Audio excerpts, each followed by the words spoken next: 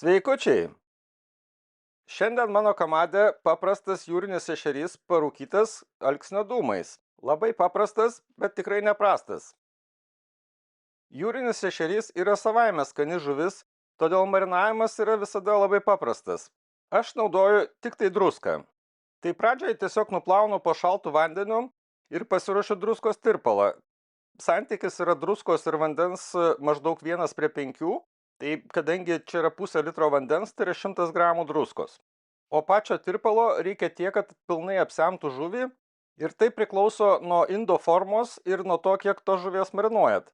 Tai jeigu trūksta skysčio, tai reikėtų dar pasidaryti papildomai to tirpalo, bet ne tik praskiesti vandeniu, bet pridėti lygiai tiek pat druskos.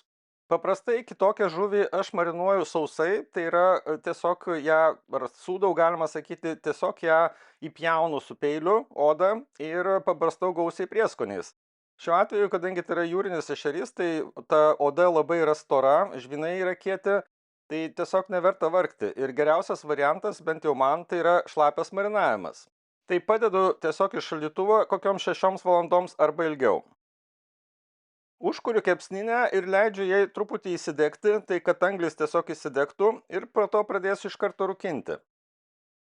Dar prieš pat uždedant žuvį ant kepsninės, aš ją nuplaunu tiesiog su tekančiu šaltu vandeniu ir šiek tiek nusausinu. Tai geriausiai tam tinka popierinis rankšluostis ir tiesiog turėtų būti ta žuvis kuo sausesnė.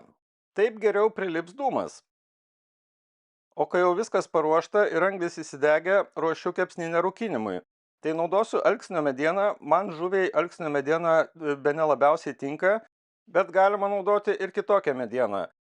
Konkrečiai šitai žuviai nebandžiau, bet pavyzdžiui labai gerai tinka lašišai vyšnių mediena.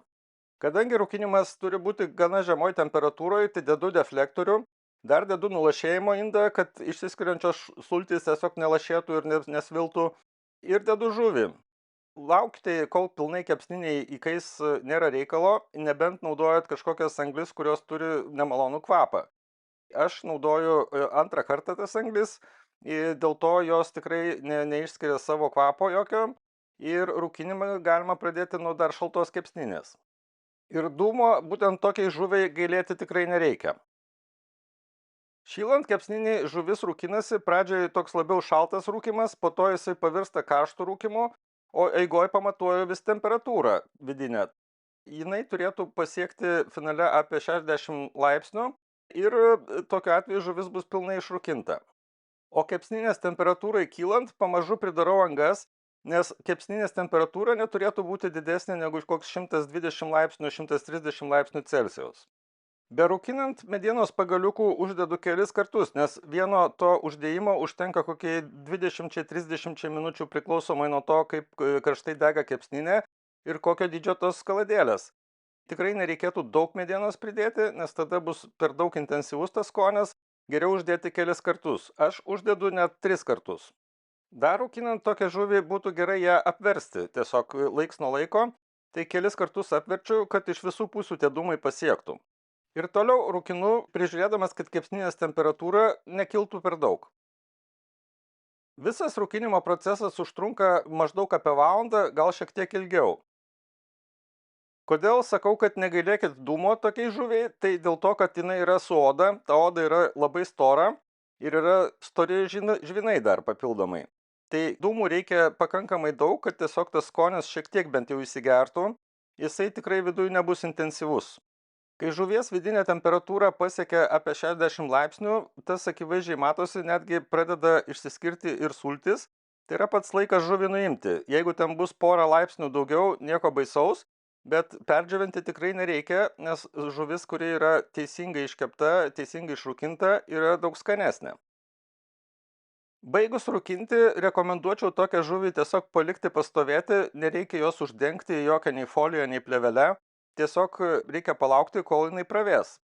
Man toks variantas yra geresnis, nes aš ją paprastai valgau su duona ir sviestu. Jeigu žuvies neperkaitinat ir neperdžiovinat, tai jinai viduje bus visada sultinga ir labai skani. O ar tai yra vienintelis būdas išrūkinti jūros ešerį, tai turbūt ne, bet yra vienas iš būdų, kuris man pačiam patinka labiausiai. Na, o kaip valgyti tokią žuvį? Tai man tinkantis labiausiai variantas tai yra tiesiog su sviestuku ir skrebučiais. Tai dedu ant duonos tiesiog truputį sviesto ir truputį tai turiu omeny, kad pakankamai gausiai, nes žuvis tikrai nėra riebi. Dar tinka kokios nors salotos, pavyzdžiui, rūkalos. Ir tada galima užsidėjus žuvies tiesiog pabarstyti dar papildomai kokiais nors prieskoniais. Dar su tokia rūkyta žuvim galima pasidaryti skanias kabutėse tūno salotas arba valgyti kaip jums patinka. Na ir pagaliau atėjo laikas paragauti. Tai nežiūrint to, kad žuvis buvo marinuota su visa oda ir žvynais, druskos kiekis yra tikrai tinkamas, tai norint, kad jinai būtų labiau suresnė, galima ilgiau tam tirpale palaikyti, aš maždaug laikiau apie 6 valandas ir to tikrai pakanka. Taip pat yra subtilus dūmo skonis. Siūlau pabandyti tokį variantą, tikrai nenusivilsit.